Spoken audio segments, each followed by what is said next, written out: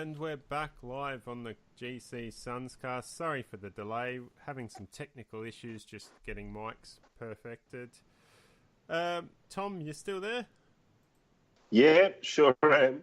All right, well, Sure let's get stuck am, into the news of the last couple of days. Gold Coast went to the AFL draft with selections 2, 3, 6, 27, I think it ended up being, 32, and something around the 80 mark. We walked away with pick number 2, Jack Lukosius. What do you reckon of Jack Lukosius? I think he's going to be an absolute gun, but that just might be my South Australian heritage. Yeah, well, very, very proud heritage of South Australian players too. So he looks like being one of the best forwards, key forwards to come out of South Australia since bloody Sticks Kernahan. They're not just talking about him as another high draft pick spent on a key position player who may not develop in the next few years. He's already there. He's already dominating men at SANFL level and has been since he was 16. So, we're looking for a Tom Lynch replacement, and we've found it. Simple as that. Yeah, he's a 194 centimetre key tall forward. Like you've said, he's got the Nick Rewalt sort of mould, so I expect him to be running up the ground, playing that sort of high half forward to wing sort of role. And he's got a bit of a tank on him as well. So I can quite easily see him playing probably a dozen odd games for the Suns. What about you? Yeah, I tend to agree with you. I don't think that. I mean, last year was a good example. A couple of new guys in Ballard and Crossley who, they just couldn't. They just didn't have the capacity to play all season. Once they did come into the team, they were great.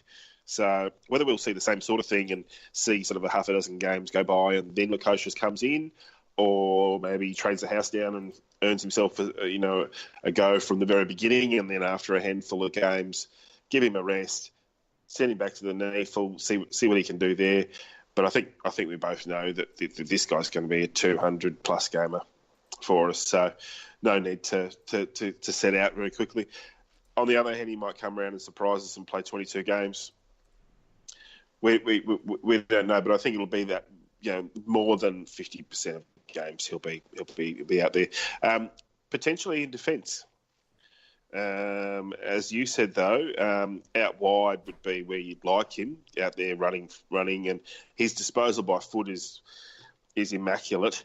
So, if he could get 5 or 6 inside 50s per game and lay it on the chests of guys like Peter Wright, well, stick him on the wing. I think we've got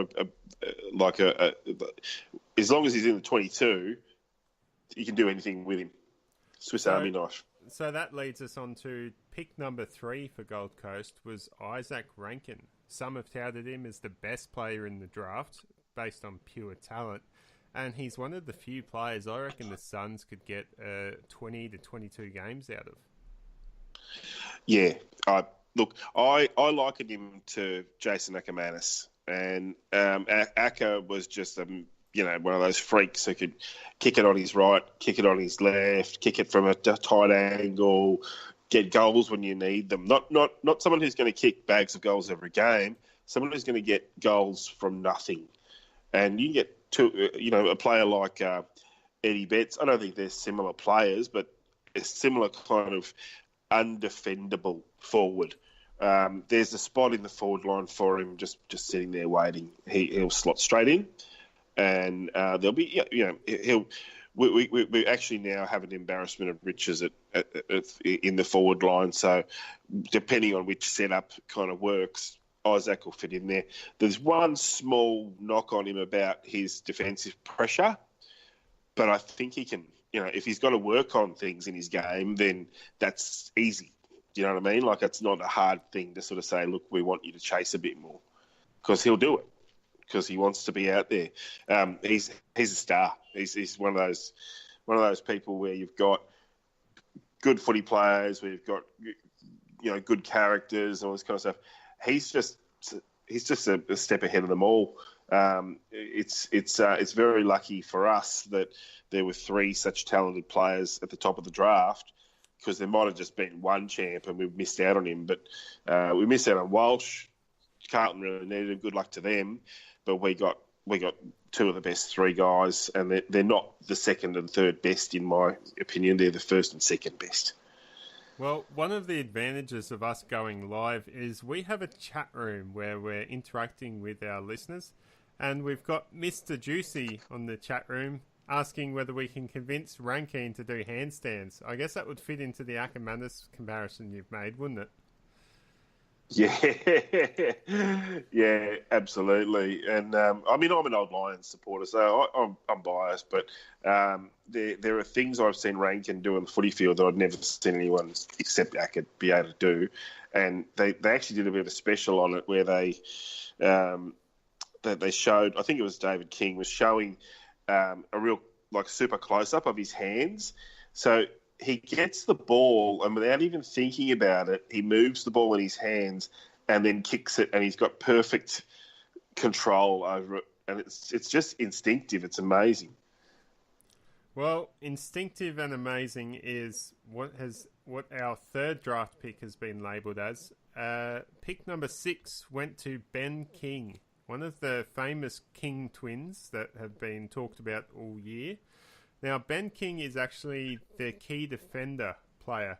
His brother Max was the one that had the ACL injury this year, and Ben King played key defence until his brother went down, where he went forward, and I believe his first game as a forward, he kicked a bag of goals. I think it was about 8. So yeah. He's certainly versatile and can play anywhere on the ground. Yeah, it's almost like he's just been waiting for his brother to have this injury so he could just step into the breach and show that he can do anything his brother can. But in a way, you would prefer the versatility of a guy who's played all his life as a key defender and that can play forward. So how we develop him, I mean, we could even, work out in a couple of years' time that what we've got in Lukosius is the perfect replacement for May, and what we've got in Ben King is the perfect replacement for Lynch, even though their nominated positions are the opposite. But certainly at his size, I believe they've said he's not going to grow any taller, but that doesn't mean he won't get it, whatever. But 202 or 203 centimetres, depending.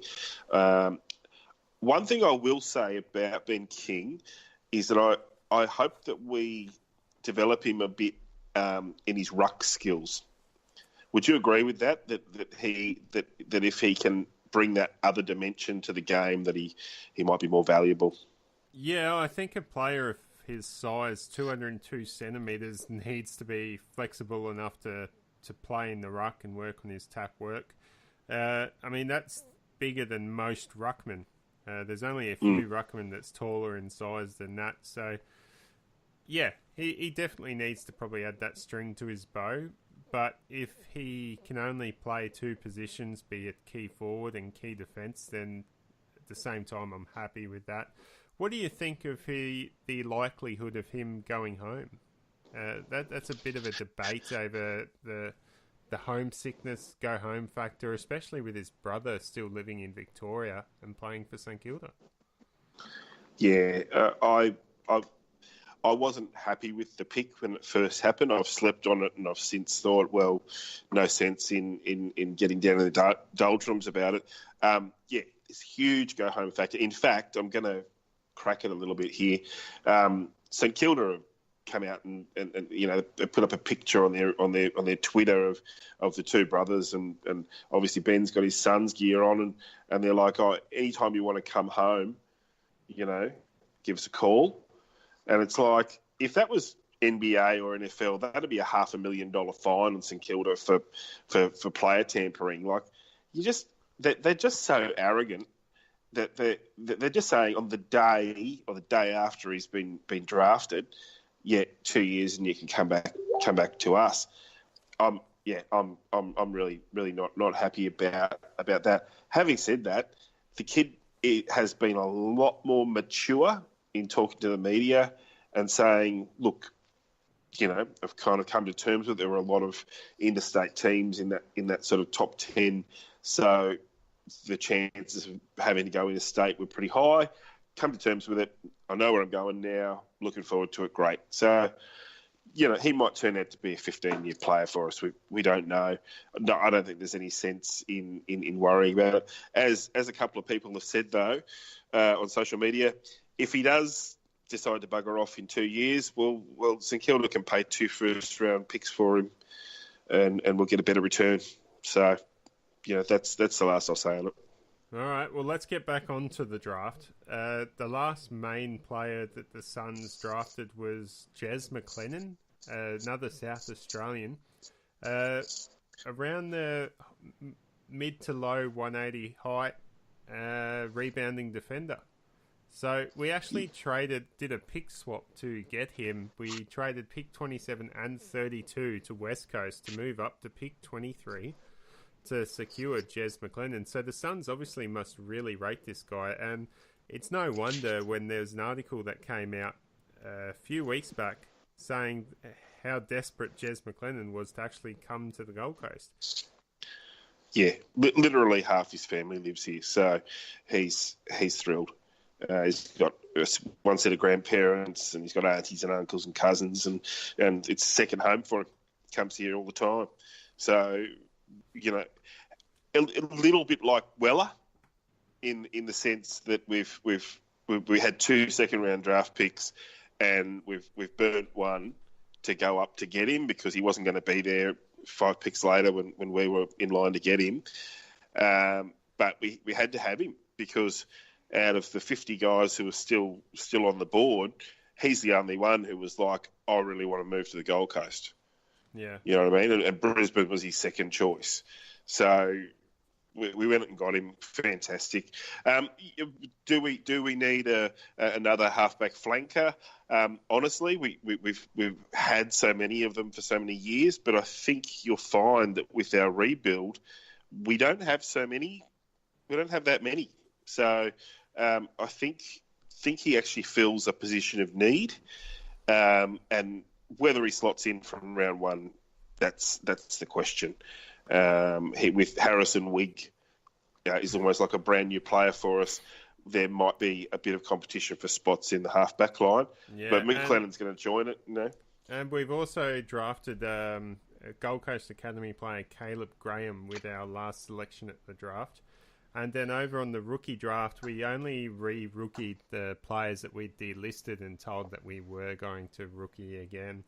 So that's it that's a draft wrap for the Gold Coast Suns. There's a lot to talk about still, but we're running out of time for today, so we might have to save this for a future episode.